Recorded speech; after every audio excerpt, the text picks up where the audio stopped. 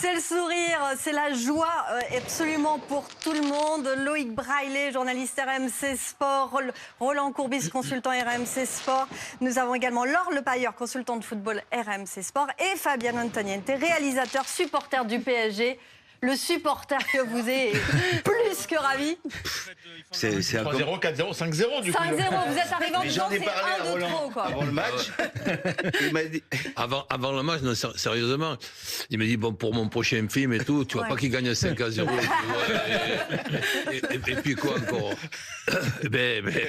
Bon, c'est un rêve accompli? Ça, ouais, surtout que, bon, moi je supporte le Paris Saint-Germain depuis les années 71, pour vous dire, et donc on a eu beaucoup de déceptions et et on rêvait tous un jour dans nos rêves intimes d'avoir cette étoile, et ça y est.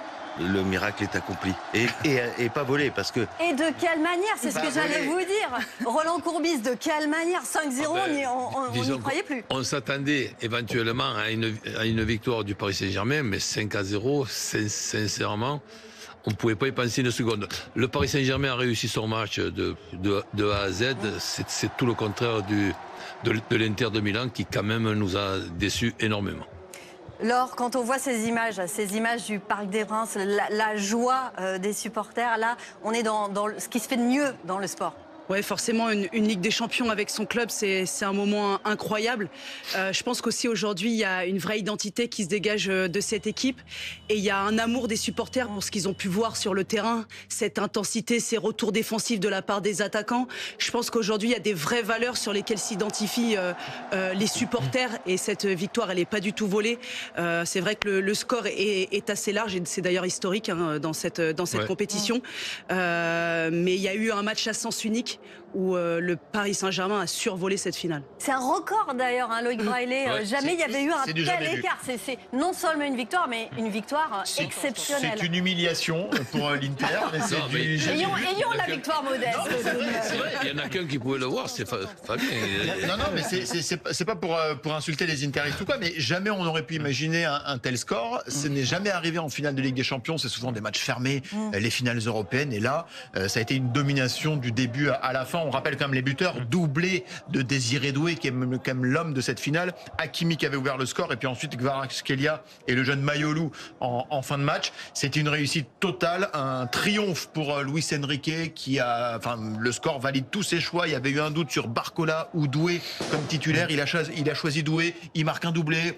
Qu'est-ce que je vous dise? Tout a été parfait. Tout a été parfait dans ce match-là. C'est fabuleux. Fabien Antoniente. C'est vraiment, comme on dit, il y a l'art et la manière. Il y a tout. Et dans ce match, il est fondateur. Vous imaginez ce que ça remue en Europe, partout dans le monde même.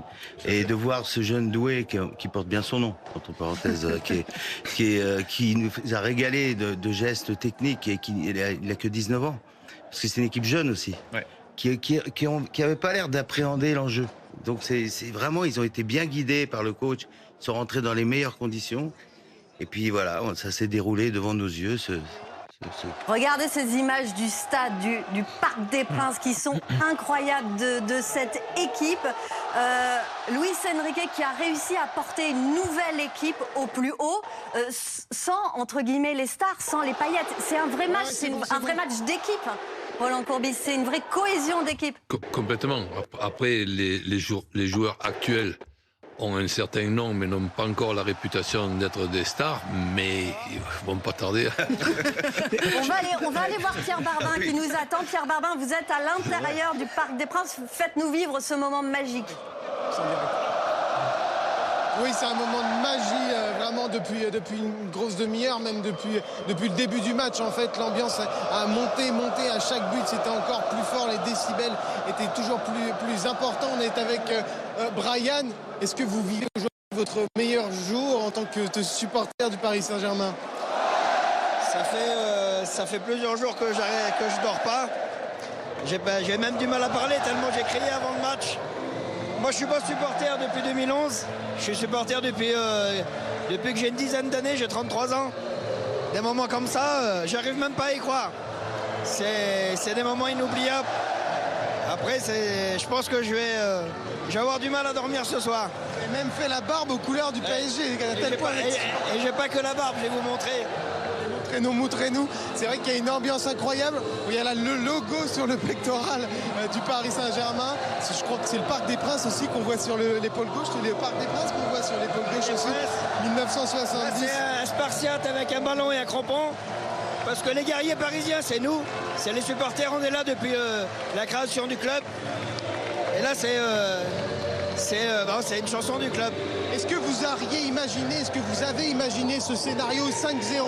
Vous avez écrasé l'Inter Milan, vous l'avez imaginé ça même dans vos plus grands rêves?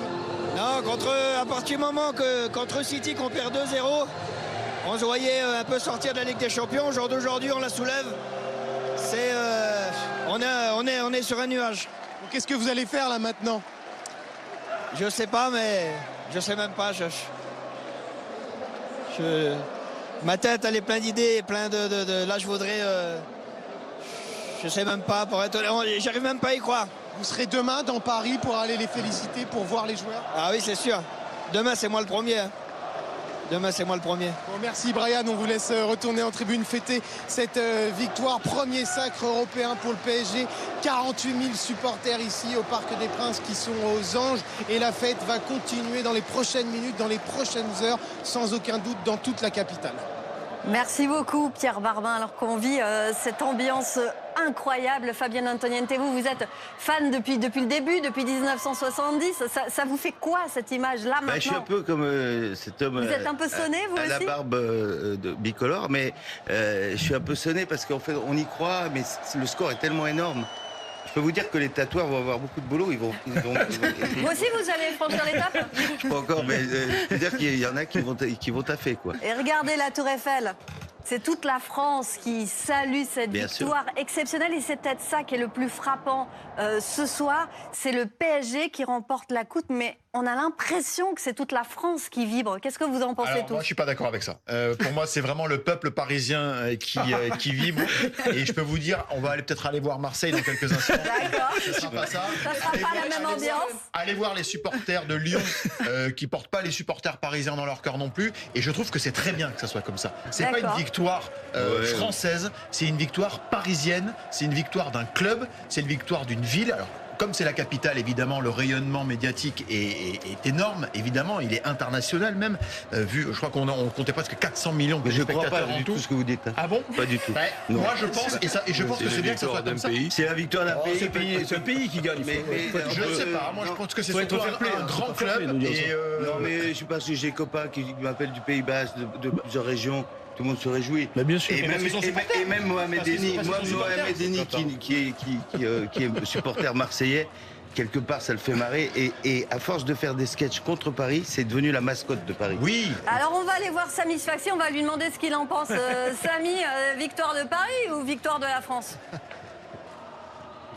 Ah bah écoutez, c'est victoire de Paris et victoire de la France, c'est quand même une compétition européenne, donc forcément il y a cette fierté. Alors beaucoup ne seront pas de mon avis, ma chère Karine, mais c'est vrai que ce soir c'est toute une région qui fête cette victoire. On le voit sur les Champs-Élysées depuis tout à l'heure avec Nicolas, véritablement cette finalement tension qui retombe, finalement cette attente qui était tellement forte, qui est à la hauteur de ces cris de joie, de ces tirs de feux d'artifice continus depuis tout à l'heure. Même si pour le moment l'avenue se remplit difficilement ici sur les Champs-Élysées, on a quelques milliers de supporters, oui, mais ils étaient déjà présents pendant toute la rencontre.